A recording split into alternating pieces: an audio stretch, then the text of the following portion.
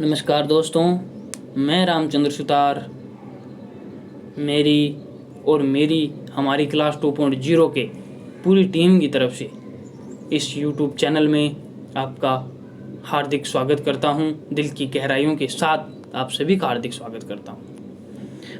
दोस्तों, हम राजस्थान की प्राचीन सभ्यताओं पर चर्चा कर रहे हैं, तो आज हम कुछ 3-4 सभ्यताओं पर साथ में चर्चा करेंगे, क्योंकि जो एग्ज़ाम का टाइम है वो बहुत कम रह चुका है और हम इसी को मद्देनजर रखते हुए आज थोड़ी लंबी क्लास चलाने वाले हैं। तो शुरू करते हैं दोस्तों रंगमहल सभ्यता से।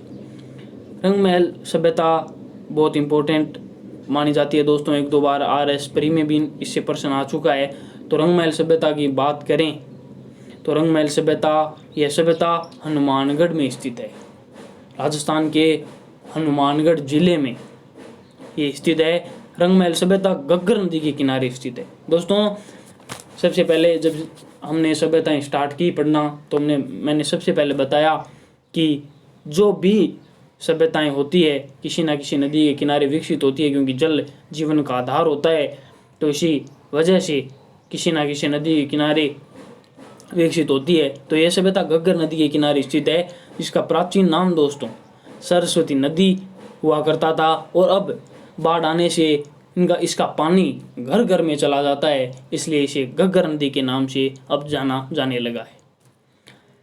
दोस्तों, बात करें आगे तो 1952 में ईस्वी में रंगमहल का उत्खनन स्वीडिश एक्सपीडिशन दल के नेतृत्व में डॉक्टर हन्नारेड्ने ने किया। दोस्तों, इसका जो उत्खनन करता था, उनके उत्खननकर्ता की बात करें तो डॉक्टर हेनरिड के निर्देशन में वह जो स्वीडिश या स्वीडन के पुरातत्व विभाग के विद्वान थे, वहाँ से 1952 में स्वीडन से एक दल आया था, जिनका नेतृत्व डॉक्टर हेनरिड ने किया और इन्हीं के नेतृत्व में इस सभ्यता का उत्खनन हुआ। अब बात करें यहाँ से हड़प्पा सभ्यता व कुषाणकालीन तथा पूर्व गुप्त काल के अवशेष मिलते हैं, जो प्रथम शताब्दी ईसा पूर्व से 300 ईस्वी तक के। दोस्तों, यहाँ से 3 सभ्यताओं के अवशेष मिले हैं। पहली बात करें सिंधु सभ्यता, दूसरी कुषाणकालीन सभ्यता और तीसरी पूर्व गुप्तकालीन सभ्यता के अवशेष मिले। यहाँ दोस्तों जो भी यहाँ हनुमानगढ़ का यहाँ जो ये सभ्यता विकसित हुई, यहाँ का जो प्रदेश था उसे प्राचीन समय में योद्धेय गणराज्य के नाम से जाना जाता था। तो योद्धेय गणराज्य की ये रंगमहल दोस्तों राजधानी थी। और यहाँ से प्राप्त वस्तुएं मरणमूर्तियों पर यहाँ से जो मरणमूर्तियाँ प्राप्त हुई है उस पर गांधार शैली की छाप मिलती है। और यहाँ जो प्रथम शताब्दी ईसा पूर्व से 300 ईस्वी तक के हैं, कनिष्क प्रथम व कनिष्क द्वितीय तृतीय की मुद्रा व पंचमार्क सिक्के मिले हैं। रंगमहल में 105 तांबे के सिक्के मिले हैं। अब दोस्तों, पंचमार्क सिक्के भी मिले हैं और चांदी की 8 मुद्राएं भी मिली हैं। कनिष्क जो विद्वान हुए थे, कनिष्क फर्स्ट, कनिष्क सेकंड और कनिष्क तृतीय के काल के कुछ सिक्के, और वासुदेव चौहान जिन्होंने राजस्थान में चौहान वंश की नींव डाली, उनके काल के भी यहाँ सिक्के मिले। इनका मुख्य भोजन चावल हुआ करता था। मुख्य फसल जो बोते थे वो चावल बोते थे। और इसका जो कालक्रम हम अगर पढ़ें दोस्तों, तो कालक्रम 1000 ईस्वा पूर्व से 300 ईस्वी तक के कालक्रम इसका बताया जाता है। मर्दबांड घंटाकार व टोंटीदार घड़े, लाल व गुलाबी रंग के घड़े भी मिले हैं। यहाँ पर मिली मूर्तियाँ गांधार शैली की प्राप्त होती हैं। मैंने पहले बताया कि गांधार शैली की मरण मूर्तियों पर छाप है। और रंगमहल में गुरु और शिष्य की मूर्तियां भी मिली हैं। अब दोस्तों, हमने रंगमहल की बात कर ली। अब आगे हम पहले और सभ्यताओं पर थोड़ी थोड़ी चर्चा कर लेते हैं, फिर आगे हम विस्तार से इसके बारे में और चर्चा करने वाले हैं दोस्तों। अब बात हम दोस्तों आगे एक और सभ्यता की करने वाले हैं, इम्पोर्टेंट सभ्यता है दोस्तों। अब हम बात दोस्तों बैराट सभ्यता की करने वाले। बैराट सभ्यता या यूं कहे विराट नगर सभ्यता, पुराना नाम बैराट सभ्यता था और आज के ज़माने में, आज के समय में इसे विराट नगर के नाम से जाना जाता है। ये सभ्यता विराटनगर जिला जयपुर में विकसित हुई और नदी बाणगंगा नदी के किनारे विकसित हर सभ्यता होती है दोस्तों। तो नदी यहाँ जो विराटनगर जो सभ्यता विकसित हुई उस नदी का क्या नाम था? बाणगंगा। इसे हम तालाबाड़ी भी नदी भी कह सकते हैं और इसे अर्जुन की गंगा के नाम से भी जाना जाता है।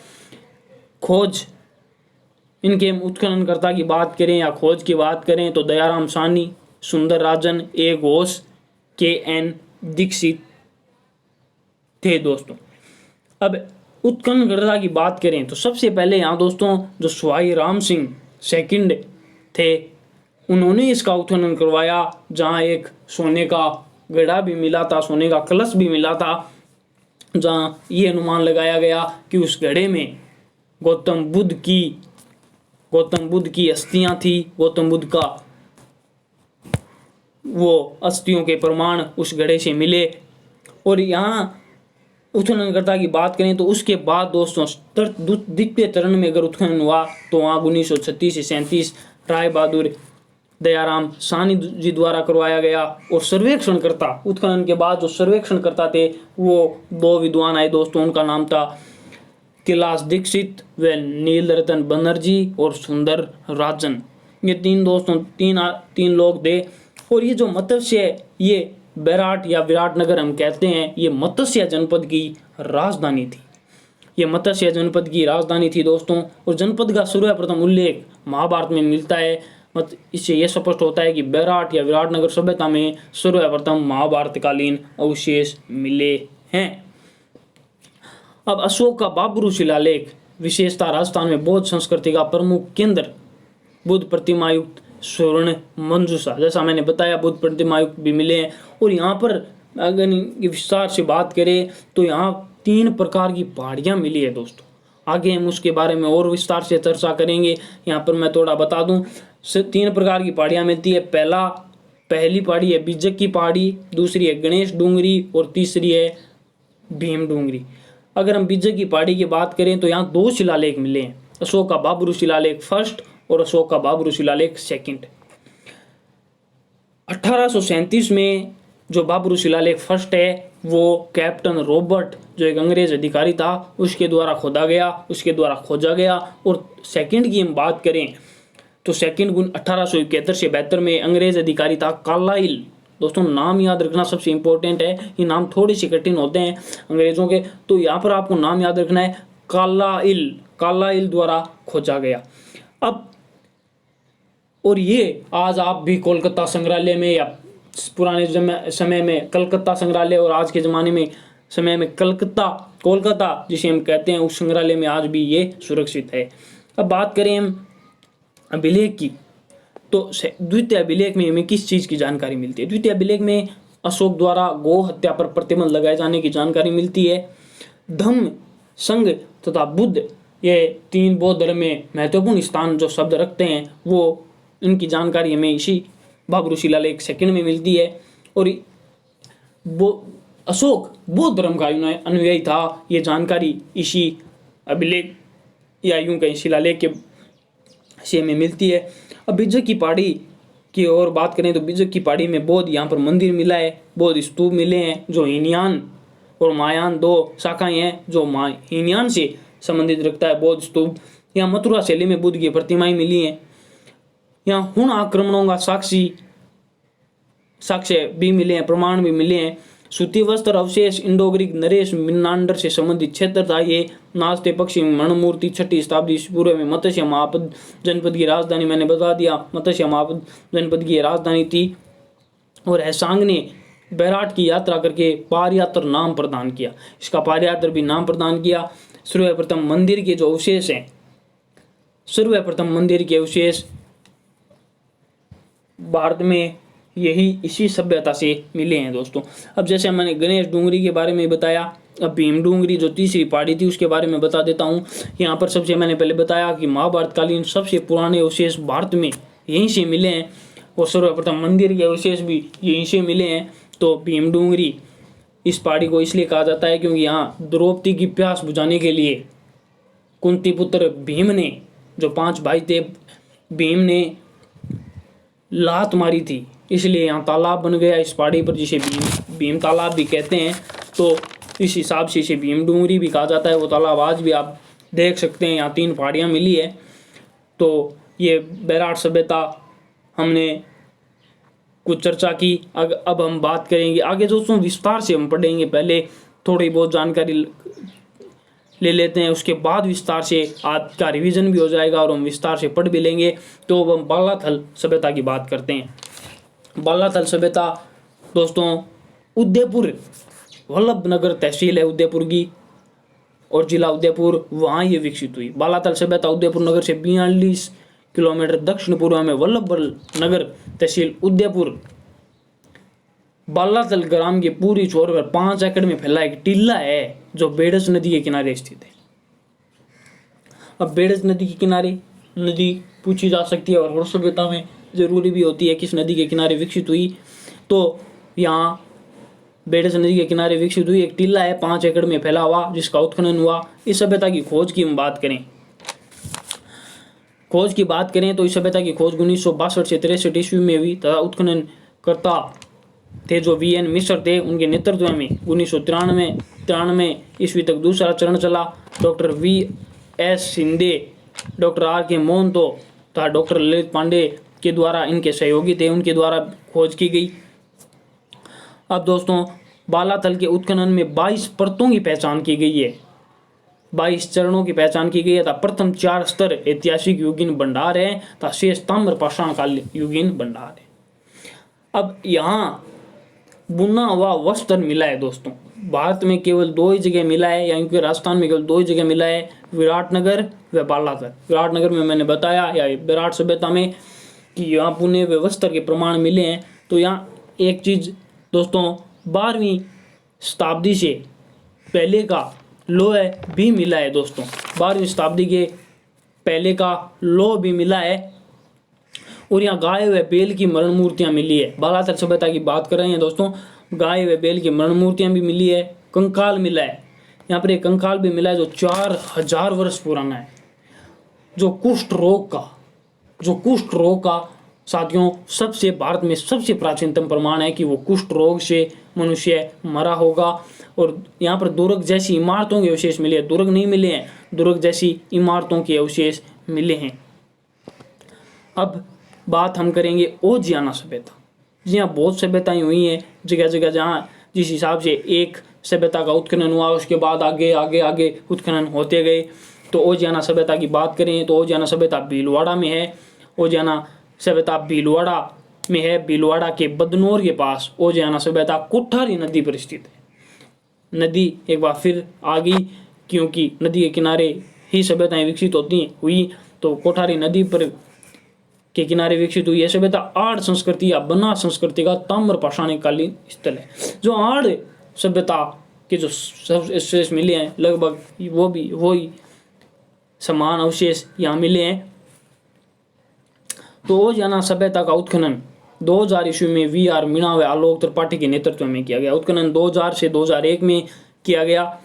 ओजियाना सभ्यता के उत्खनन के दौरान पुरातात्विक सामग्री के आधार पर सभ्यता को 3 चरणों में बांटा जा सकता है, कृषि के आधार पर, भवन निर्माण के आधार पर और मर्द बांड को पकाने की विधि के आधार पर, यानी जो मरण मूर्तियां मिली हैं उनके आधार पर। अब ओजियाना सभ्यता से सफेद बेल की मरण मूर्तियों को ओजियाना बुल्स नाम दिया गया। यहाँ पर एक दोस्तों बहुत ही एक यूनिक चीज मिली है, या यूं का एक अलग चीज मिली है। जो भी मरण मूर्ति है उस पर सफेद कलर की डिजाइन है दोस्तों, सफेद कलर की जो कहीं नहीं मिली है। वहां पर यहाँ पर जो बेल है उन्हें सफेद रंग द्वारा रंगा गया है, उन पर डिजाइनिंग की गई है, जिसे ओजियाना विद्वानों ने ओजियाना बुल्स नाम दिया है। ओजियाना सभ्यता के कालखंड की बात करें तो 2000 ईस्वी पूर्व से 1500 ईसा पूर्व के लगभग ये सभ्यता मानी जाती है। अब हम दोस्तों इनके बारे में अब हम विस्तार से पढ़ेंगे। तो चलिए दोस्तों अब हम इनके विस्तार की तरफ चलते हैं। तो दोस्तों अब हम विस्तार की बात करें तो अब हम रंगमहल जो सभ्यता हमने सबसे पहले पढ़ी थी उसके एक आपको रिवीजन भी करा देते हैं और विस्तार से भी चर्चा कर लेते हैं कि ये जो स्थल है सरस्वती एवं देवस्वती, जिसे हम देवस्वती कहते हैं, नदी के कांठे में स्थित है। यहाँ पर हनारिड के नेतृत्व में 1952 से 54 जो स्वीडन से दल आया था, उनके नेतृत्व में यहाँ उत्खनन हुआ। इस ऐतिहासिक स्थान से प्राप्त मध्यपात्र गहरे लाल गुलाबी था, कहीं की पीलापन भी लिए हुए हैं। और कुषाण शासकों के जो कनिष्क फर्स्ट, सेकंड और तृतीय के काल के कुछ सिक्के भी यहाँ प्राप्त हुए हैं। वासुदेव चौहान के भी यहाँ सिक्के प्राप्त हुए हैं दोस्तों। रंगमहल हनुमानगढ़ जिले में सरस्वती, वर्तमान में घग्गर नदी के पास स्थित है। ताम्रयुगीन सभ्यता है। और बार बार बता चुका हूँ, हनारिड के निर्देशन में स्वीडिश दल द्वारा 1952 से 54 ईस्वी में किया गया। यहाँ मर्दबांड चाक से बने होते थे, ता ये पतले होते थे। और कुषाणकालीन था, उससे पहले की 105 मुद्राएं प्राप्त हुई हैं, जिनमें कुछ पंचमारक मुद्राएं या यूं कहें हाथ मुद्राएं भी हैं। यहाँ मिट्टी का कटोरा श्रीमती डॉक्टर हनारिड को मिला था उत्खनन के दौरान। जो स्वीडन से दल आया था, उनका ये नेतृत्व कर रही थी। और ये जो मिट्टी का कटोरा है, वह स्वीडन के लुंड संग्रहालय में आज भी सुरक्षित है। मुख्य रूप से चावल की खेती करते थे, या यूं कहीं मुख्य भोजन चावल था। मर्दबान लाल या गुलाबी रंग के थे। मकानों का निर्माण ईंटों से होता था। और यहाँ गांधार शैली की मरण मूर्तियों पर छाप दिखती है। गुरु शिष्य की मूर्तियां प्राप्त हुई है। कुषाणकालीन सभ्यता के समान इसे माना जाता है। रंगमहल में बसने वाली बस्तियों की 3 बार उजड़ने और 3 बार बसने के भी प्रमाण मिले हैं। अब बात हम बालाथल सभ्यता की करते हैं। तो बालाथल सभ्यता उदयपुर जिले के वल्लभनगर तहसील के पास है, बनास नदी के किनारे। समय की बात करें या कालक्रम की बात करें तो 1900 ईसा पूर्व से 1200 ईसा पूर्व तक ये इसका कालक्रम रहा। और ये आर्य सभ्यता के समान ओजियाना सभ्यता और बालाथल सभ्यता के जो अवशेष मिले हैं, वो लगभग एक जैसे आर्य सभ्यता से मिलते हैं। उत्खनन व खोजकर्ता 1993 ईस्वी में VN मिश्र या वीरेंद्रनाथ मिश्र इसे मानते हैं। उदयपुर जिले में स्थित है। वल्लभनगर तहसील में शिंदे, RK मोहंत और डॉक्टर देव कोठारी, ललित पांडे का संबंध इसी सभ्यता से है। ये इनके सहयोगी थे वीरेंद्रनाथ मिश्र के। बालाथल में 11 कमरों का एक विशाल भवन भी मिला है। 11 कमरों का एक विशाल भवन मिला है, बहुत बड़ा मिला है भवन। और बालाथल में से लोहे गलाने की 5 भट्टियां प्राप्त हुई है। लोहे गलाने की 5 भट्टियां दोस्तों प्राप्त हुई हैं। और सांड की आकृतियां, बैल की आकृतियां भी मिली है। मांसाहारी थे। यहाँ से 4000 वर्ष पुराना कंकाल मिला है, जिसको भारत में कुष्ठ रोग का सबसे पुराना प्रमाण माना जाता है। जैसा मैंने पहले बताया, यहाँ 4000 वर्ष पुराना कंकाल मिला है, जिससे ये पुष्टि हुई कि ये जो व्यक्ति था वो कुष्ठ रोग से मरा। अर्थात भारत में सबसे पुराना कुष्ठ रोग का प्रमाण यहीं से मिलता है। यहाँ के लोग कृषि, शिकार, पशुपालन आदि से परिचित थे। अब हम बात करें बैराट की। बैराट जिले जयपुर में बाणगंगा नदी के किनारे, जिसे हम अर्जुन की गंगा कहते हैं, तालाबाड़ी नदी भी कह सकते हैं। और लोहे युगीन काल की है। खोजकर्ता 1935 से 36 में दयाराम सानी जी ने की थी। प्रमुख स्थल 3 पहाड़ियाँ मिली है, बिज्जक की पहाड़ी, गणेश डूंगरी या महादेव की डूंगरी और भीम की डूंगरी। अब ये बैराट सभ्यता मत्स्य जो जनपद था, बहुत बड़ा जनपद हुआ करता था। जब 16 जनपद थे, उनकी ये मत्स्य जनपद की राजधानी थी विराटनगर, या यूं कहीं विराटनगर बैराट का प्राचीन नाम है। यहाँ महाभारत संस्कृति के सबसे पुराने साक्ष्य मिले हैं दोस्तों। पांडवों ने अपने 1 वर्ष का अज्ञातवास विराटनगर के राजा विराट के यहाँ व्यतीत किया था। यहाँ बौद्ध धर्म से हमने सबसे प्राचीन प्रमाण मिलते हैं। महाभारत कालीन सबसे पुराने प्राचीन प्रमाण यहीं से मिलते हैं। और यहाँ हमें सम्राट अशोक के 2 शिलालेख भी मिले हैं, बाबरू शिलालेख फर्स्ट और सेकंड, जिसे पहले शिलालेख को कैप्टन रॉबर्ट द्वारा खोजा गया और दूसरे को डॉक्टर कालाइल। तो ये दोनों अंग्रेज अधिकारी थे। नाम इंपॉर्टेंट है, एकदम याद रखिएगा दोस्तों। अब बात हम ओजियाना सभ्यता की करें तो भीलवाड़ा के बदनौर के पास खारी नदी के तट पर स्थित यह ताम्रयुगीन आहड़ संस्कृति से संबंधित है। भीलवाड़ा में ये ओजियाना सभ्यता गाय और बैल की मरण मूर्तियां मिली है। वर्षभता गाय की मरण में मूर्तियां प्राप्त हुई है, जिन पर सफेद रंग से चित्रण हुआ है। ये एक बात यूनिक है, ये अलग है, जो कहीं नहीं प्राप्त हुई है, कि जो भी यहाँ मरण मूर्तियां मिली है गाय और बैल की, उन्हें सफेद रंग से चित्रित किया गया है, उन्हें सफेद रंग से सजाया गया है। इस सभ्यता का काल 2500 ईसा पूर्व से 1500 ईसा पूर्व तक माना जाता है। अब एक और हम सभ्यता की बात करते हैं दोस्तों, सुनारी सभ्यता। ये जो सुनारी सभ्यता है, वो सुनारी नामक पुरातात्विक स्थल झुंझुनू की खेतड़ी तहसील में कांतली नदी के किनारे है। अब स्थान सुनारी, तहसील खेतड़ी, जिला झुंझुनू, नदी कांतली। यहाँ पर उत्खनन कार्य 1980 से 81 में राज्य सरकार के पुरातात्विक विभाग द्वारा कराया गया। यहाँ से एक चीजें मिली हैं दोस्तों, लोहा से लोहा बनाने की जो भट्टियां हैं वो यहीं मिली हैं दोस्तों। यहाँ से स्लेटी रंग के मर्दबाण संस्कृति के अवशेष प्राप्त हुए हैं। माता देवी की मणिमूर्तियां प्राप्त हुई है। लोहे से बना कटोरा मिला है, लोहे के तीर मिले हैं, लोहे के भाले मिले हैं और यहाँ मौर्यकालीन सभ्यता के अवशेष मिले हैं दोस्तों। सुनारी से मौर्यकालीन सभ्यता के अवशेष मिलते हैं जिनमें काली पोलिस युक्त मर्द पात्र है। सुनारी से लोहे के तीर मिले हैं, भाले के अग्रभाग मिले हैं, लोहे का कटोरा मिला है तथा कर्षण परिमार्जित मर्द पात्र भी मिले हैं। और यहाँ पर वस्तुएं लोहा से लोहा बनाने की भट्टियाँ, प्राचीनतम भट्टियाँ, जो प्राचीनतम भट्टियाँ हैं भारत में, पूरे भारत में सबसे पहले प्राचीन भट्टियों के यही प्रमाण मिले हैं दोस्तों। अब बात कुरवाड़ा सभ्यता की कर लेते हैं। कुरवाड़ा या यूं कहे नागौर सभ्यता या नागौर में विकसित हुई है। यह ताम्रयुगीन सभ्यता स्थल है। यहाँ से ताम्र उपकरणों के अतिरिक्त प्रणाली युक्त अग्रिय पात्र प्राप्त हुआ है। ये पर्वतसर, तो नागौर की पर्वतसर एक जानी मानी तहसील है दोस्तों। वहाँ नागौर जिले में ये सभ्यता विकसित हुई। 1934 में यहाँ 103 तांबे के उपकरण मिले 1934 में, इसलिए औजारों की नगरी कुराड़ा को कहा जाता है। उत्खनन मई 1934 में हुआ। स्वतंत्रता से पूर्व ताम्रकालीन उपकरणों की तथा ताम्र पत्रों की प्राप्ति पुरातात्विक विभाग के लिए एक बहुत बड़ा कदम थी, बहुत बड़ा एक गौरव का ये कार्य हुआ। यहाँ प्रणालयुक्त अग्रिय पात्र मिला है जो ईरान के मेसोपोटामिया सभ्यता से संबंध रखता है। मतलब जहाँ ये जैसा ये अग्र पात्र यहाँ प्राप्त हुआ है वैसा ही ईरान की सभ्यता में से भी प्राप्त हुआ। तो यहाँ ये जो अग्र पात्र है वो ईरान के साथ इस सभ्यता के संबंधों का द्योतक था दोस्तों। आज हमने 4 से 5 सभ्यताएं पढ़ी,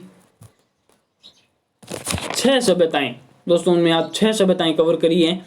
तो यही कहना चाहूँगा कि आपका प्यार और सहयोग बनाए रखिए। चैनल को सब्सक्राइब कीजिए, वीडियो को लाइक कीजिए, वीडियो को शेयर कीजिए और ताकि जो भी अब कंपटीशन एग्जाम की तैयारी कर रहा है उनको ये काम की चीज़ें काम आ सकें। आपका प्यार और सहयोग यूँ ही बनाए रखिएगा। हम आपके लिए बेहतर से बेहतर क्लासेज लेकर आते रहेंगे। तो मिलते हैं दोस्तों अगली क्लास में कुछ और सभ्यताओं के साथ। अगली क्लास में हम राजस्थान की प्राचीन सभ्यताओं को पूरी तरह से कवर कर लेंगे। और वीडियो कैसा लगा कमेंट में ज़रूर बताइए। टेलीग्राम और इंस्टाग्राम पर भी आप हमें फॉलो कर सकते हैं और प्यार और सहयोग बनाते रहिए। आपके सहयोग के साथ हम आगे बढ़ते जा रहे हैं। यूं ही प्यार बनाए रखिएगा। मिलते हैं अगली क्लास में। धन्यवाद दोस्तों।